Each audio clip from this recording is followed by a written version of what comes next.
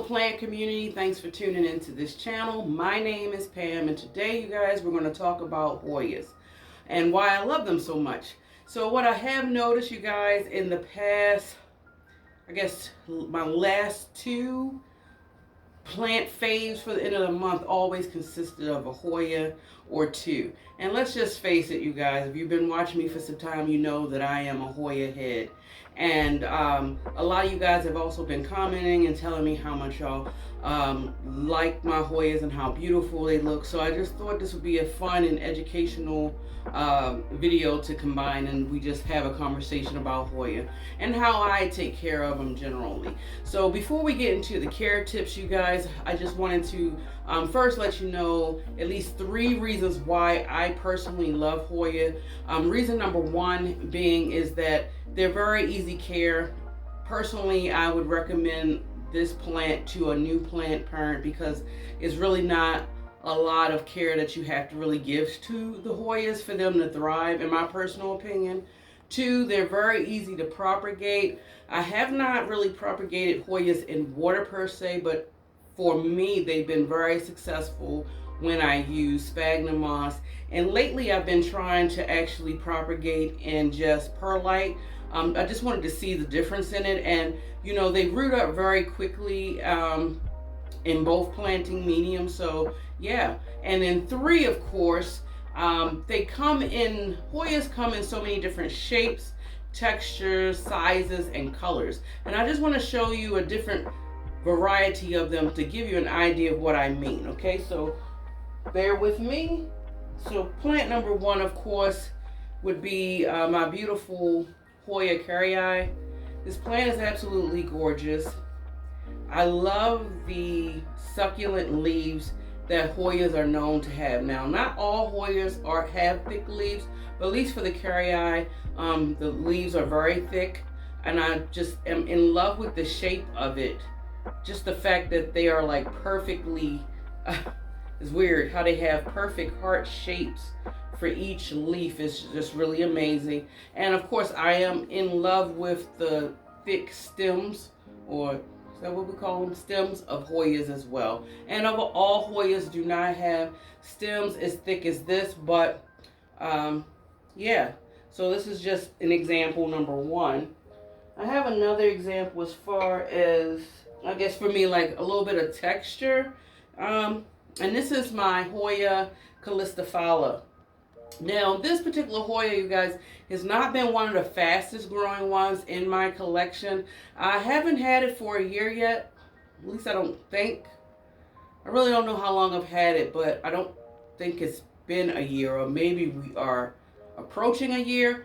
But in the time that I've had this plant, it's only given me these 2 leaves. I'm very grateful for that, but it's not growing as vigorously. And now that I'm looking at it, and I don't think the camera is actually going to pick it up, but there's actually a baby leaf right here. But anyway, the texture, as far as this, the leaf feels, the Carry Eye was more of like a waxy feel, thick, and this is like more of a, I guess like a thick cardboard like texture. The edges are rigid in feel, and of course that veination, or that x-ray like look of the veins that's going throughout each leaf, is what really draws my eye to this particular plant. And it really pairs well with this terracotta, I gotta say. But anyway, we're not talking about the planters.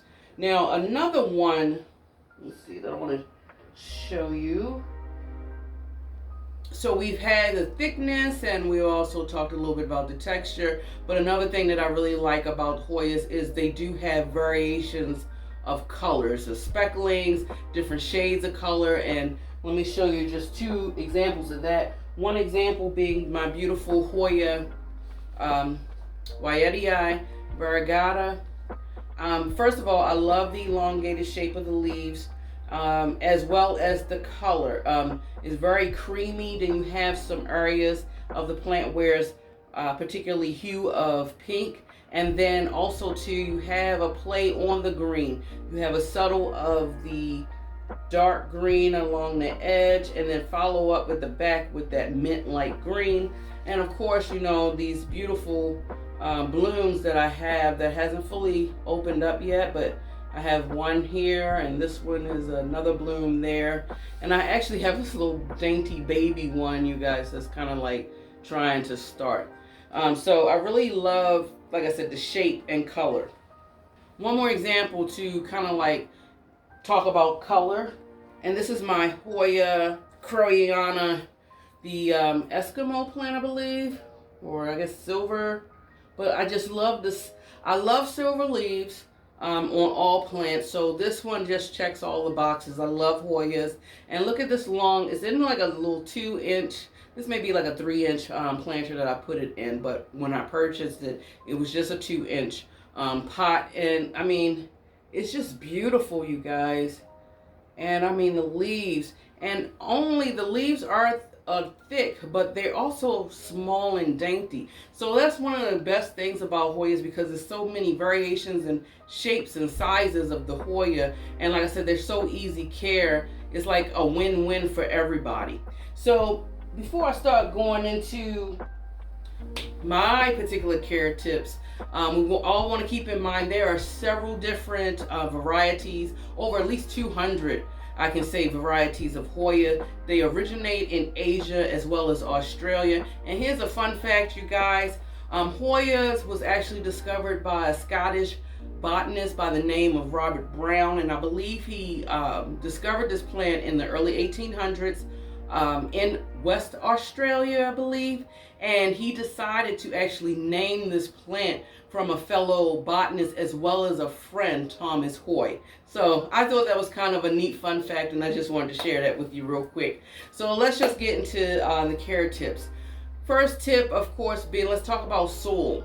For me, I do use an airy soil, probably not as airy per se as I would do with my aeroids. What I'm doing with my aeroids now is I'm adding more I guess orchid bark, or more bark, into my soil mixture when it comes to my aeroids. Here with the Hoyas, what I'm personally doing, I am adding aeration to the soil. So I'm using regular potting soil. I'm using some of the, the cacti soil, and then I'm adding the extra planting medium such as perlite, or possibly my pumice. And that tends to add the good drainage that it needs. And yeah, I haven't had any issues with that. Now let's talk about lighting. For the most part, I can say about 95%, really 98% of my Hoyas are grown in my sunroom. And y'all know that I have just recently moved some of my collection outside to see if I can get maximum growth for this growing season. But I have possibly about 4 Hoyas that's actually growing inside my home. 2 of them being in my bedroom. One being, I believe, the Crinkle 8, and the Chelsea I have hanging in my bedroom. Now, they are getting dampened light. It's not the best, brightest light possible that's shining in my bedroom. So that means that the growth is not as vigorous, and it's okay, because I expect it to be that way, because they're not getting the light that they normally would need to actually, you know, grow as vigorously. But they are showing some sign of growth, just not fast.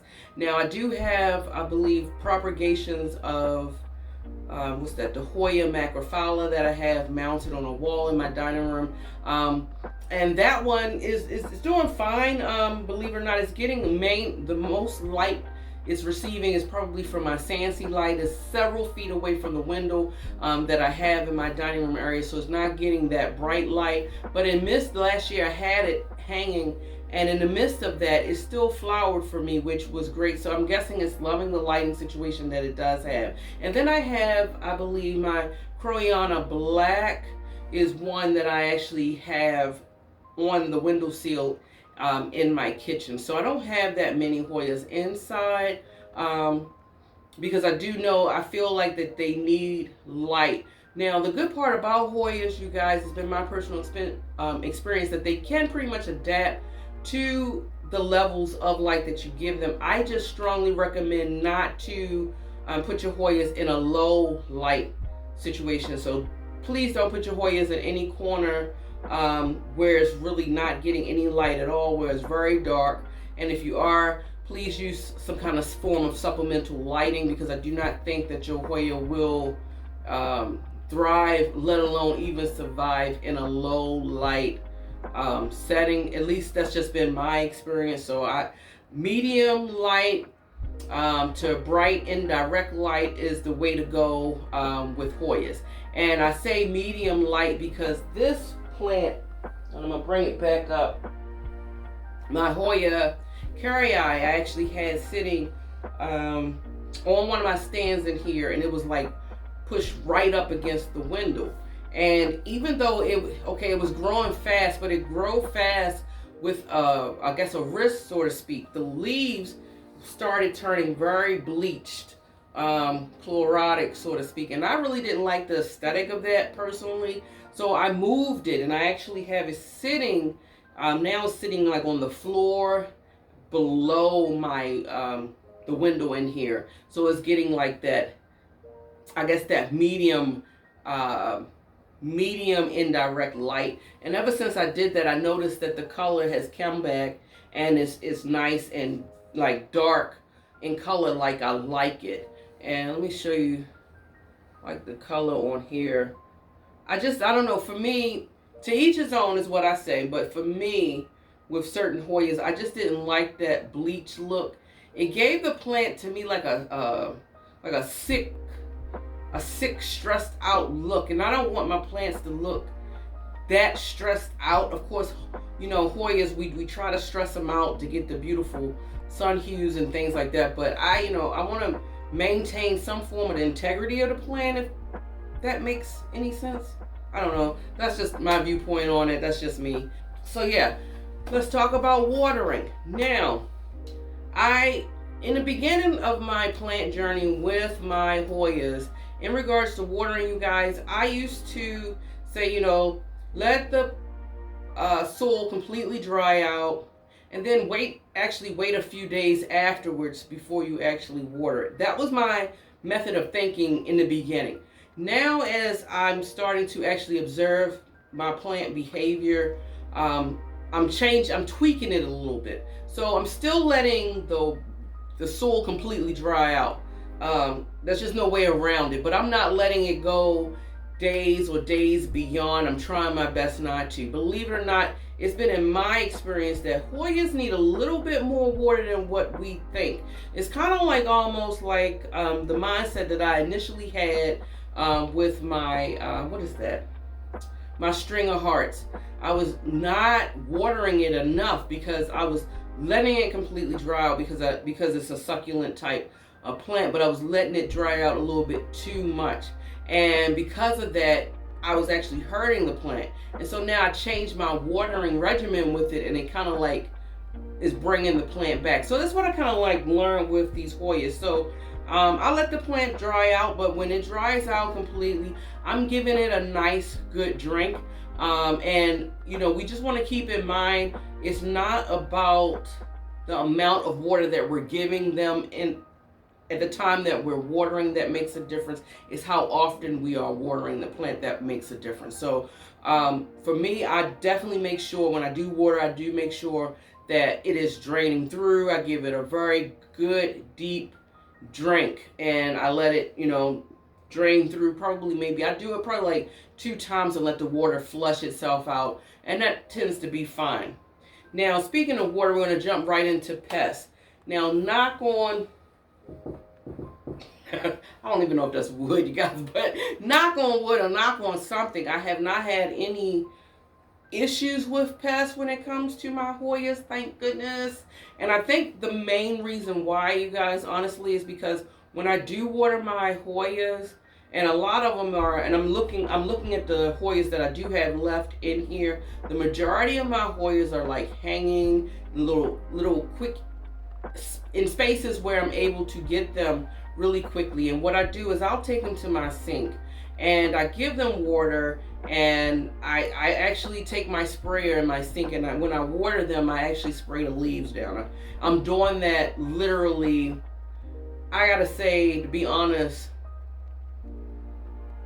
I want to say at least 90% of the time I'm doing that regimen every time I'm watering them. And if I'm not, the other 10% is probably every other watering. But traditionally, I am spraying my Hoya plants down the leaves and everything, and then I give it a drink.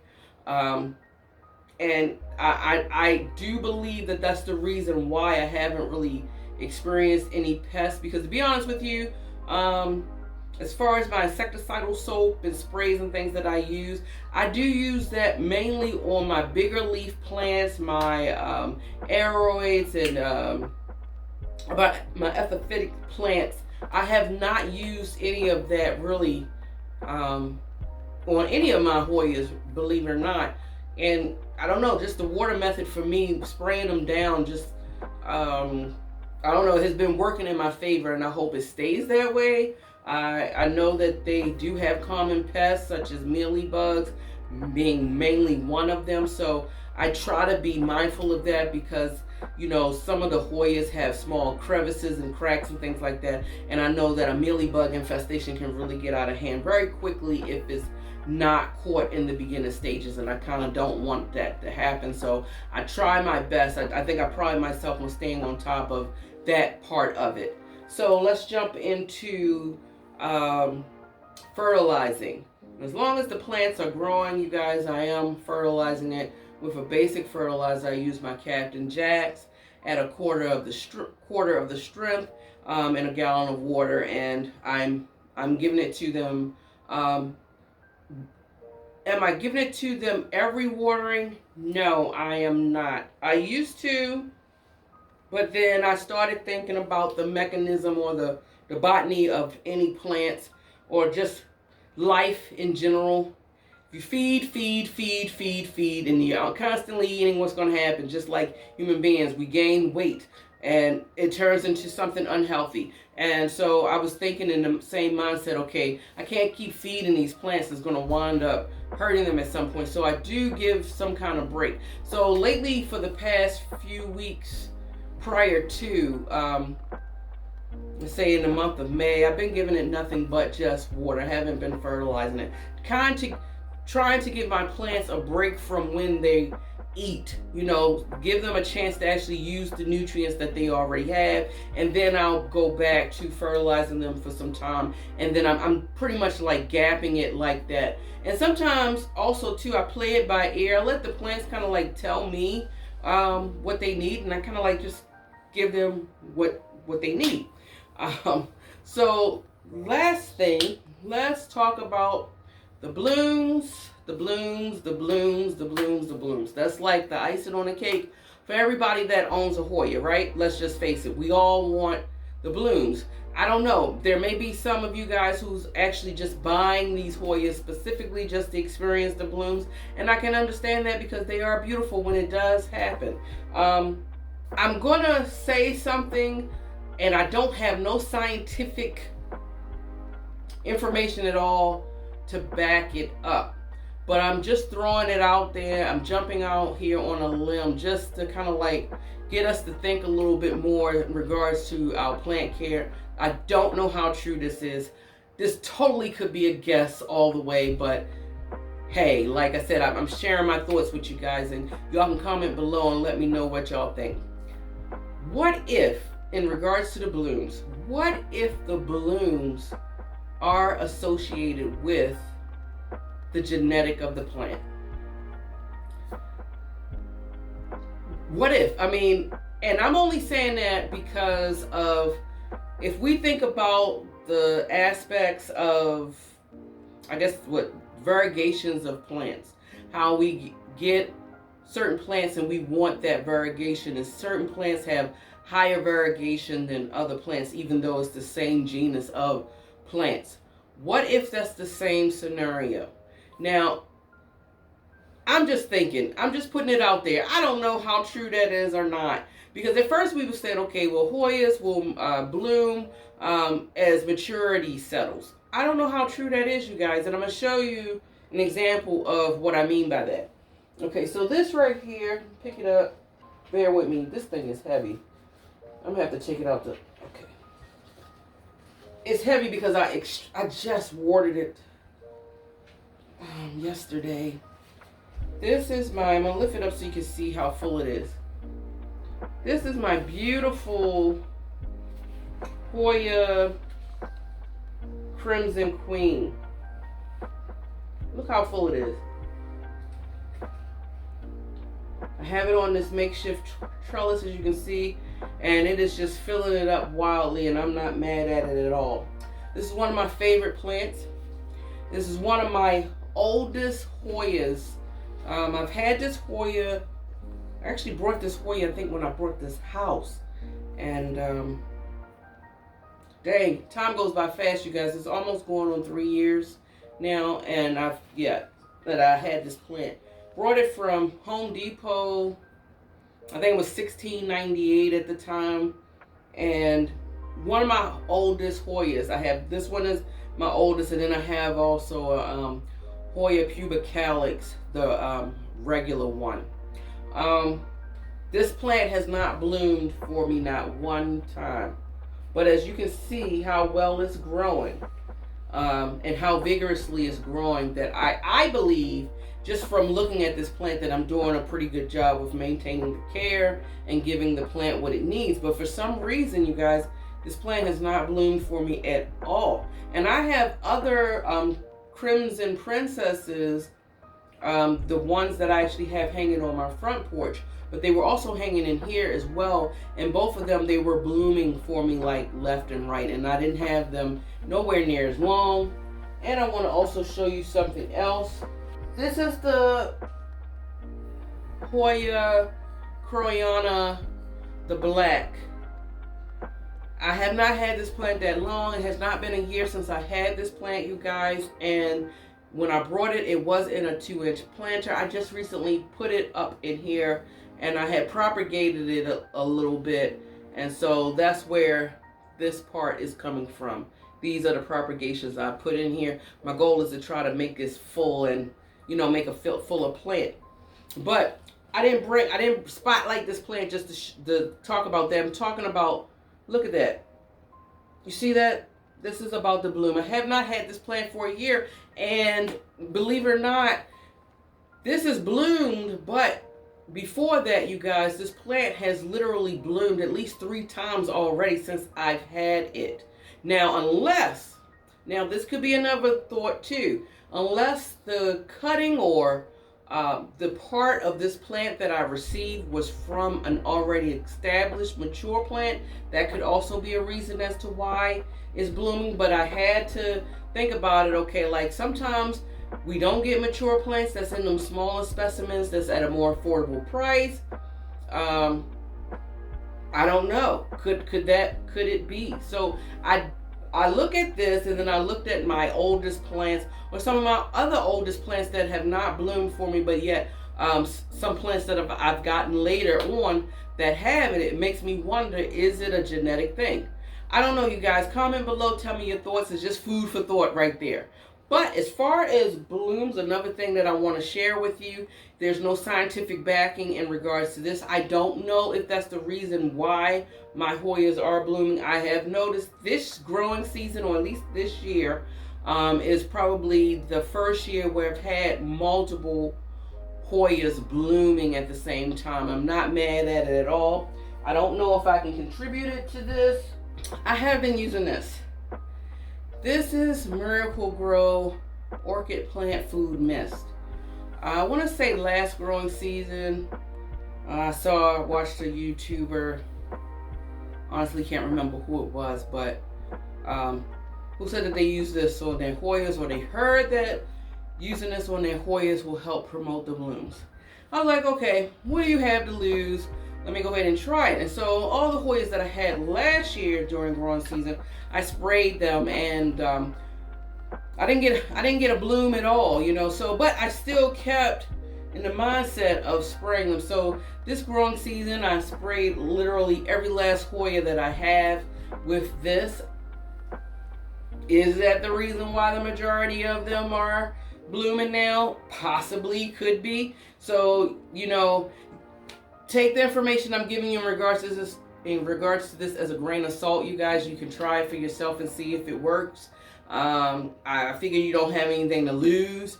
Hopefully you'll have something to gain if it did work in your favor. But, you know, try it out. Or if y'all have it, any one of y'all actually have used this on your Hoyas and you notice the difference of your Hoyas actually blooming, comment below.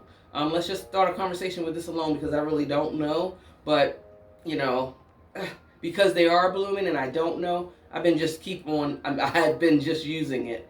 One last thing, you guys, and I kind of want to piggyback because I noticed that I did not bring to the forefront two of the plants that I wanted to show you guys. And this all goes into light.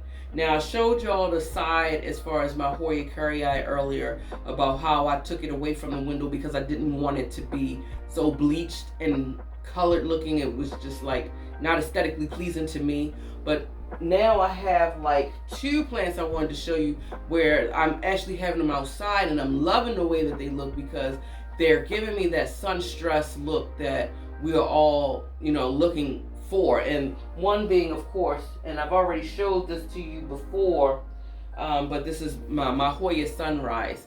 I am really aesthetically pleased with the way that it's looking. Just putting it outside, it really brought out, and I'm hoping the camera is really picking it up, it really brought out all that beautiful pink sun stressed look. You know, it doesn't look chlorotic, it doesn't look bleached. It's a very beautiful, subtle color. And another beautiful thing about putting it out there in the light is ever since I've done that, it has been starting to give me more leaves, as well as the tendril has been growing out, you know, and it's been a pretty good fast grower. And this is in a 2-inch planter that I have, and I don't know if roots is actually starting to grow through the bottom of the pot, but I'm still going to leave it in here as long as I am, or as long as the plant stays thriving, more or less, because, you know, their root systems are fine. I'm not really a quick person in regards to repotting a Hoya. And let me show you the other one. Now, I have a regular Hoya pubicalis, I guess Splash, I'm not sure, but this is the Hoya pubicalis Splash Hawaiian, I believe, and that's the way it was sold to me. But you guys, look at the beautiful darkness of the leaves. Oh man, as you can tell, it's been outside. Yeah, and these are new leaves too, but I am just, isn't it beautiful, you guys? Like, look at that. I mean, it really comes out of me over time, of course. Like, I don't even know if y'all can see that. Can y'all see that little baby thing plant right here, leaf? Now I know over time they come out dark, and then it's going to turn into the shade of here. But one thing that I have noticed from it being outside is they come out pink, but they're a little bit more reddish in hue when they are out. And sorry, this is like spider webs. Okay, I might have to do some more spraying down. And it's just been growing. Wow, look at this. All from being outside. But I gotta honestly say too, it may be a combination, because I don't know, so far here where I'm at in Maryland, the beginning part of this summer is, for some reason, I wouldn't say hot, but it's been extremely humid. And because of the humidity level outside, it's been bringing a lot of rain. So these plants have definitely been getting a lot of water, as well as a lot of that beautiful sunlight. So yeah, I don't know, I think it's loving it. And I'm sorry, this is pubicalis speckled, actually. I don't know why I said Hawaiian. I had the tag right here, but it's actually speckled. And of course, because you see all that beautiful speckling. But yeah, and also too, I love the funky things that they do, as far as, see that, how they wind up wrapping themselves around one another, because they're just dying to hang on to something to climb and to crawl on. Because you want to keep in mind, in the wild, you guys, that Hoyas, they are known for growing up epiphytic plants, trees, and things like that. So that's why they're just reaching. And I don't know, I may go ahead and make a trellis for it, and I'm not sure because I don't know how I would do that, considering it's in this hanging thing. I would have to, in order to do that, I would have to, I don't know, repot it. But I might just let it hang, because, you know, I've been letting some of my Hoyas hang. And I think I have enough of them so far on trellises. So, yeah, I don't know. But y'all comment below. Let me know y'all thoughts in regards to Hoyas. Also, too, I know I did one, I don't know, so many months ago, I believe I did a Hoya collection. I showed you guys my Hoyas, but if y'all want to see like an updated version of the Hoyas that I do have in my collection, show me the response in the thumbs up if you can, or also comment below and let me know if that's a video that you guys would be interested in as far as being introduced or seeing my entire Hoya collection. I'll have no problem with doing a video, throwing a video together for you guys in regards to that. But that pretty much is this video, you guys. Keep in mind, if you love foliage as much as I do and you love listening to planty things, definitely subscribe to this channel. You can like it and share it to anybody you feel that could be beneficial, or other Hoya heads that you may know of. As I mentioned before, keep pushing those thumbs ups to help get my channel recognized, or at least recognized or offered to other people. Yeah, that's pretty much it. And enjoy y'all day wherever you are in the world. And until next time, guys, much love. Bye.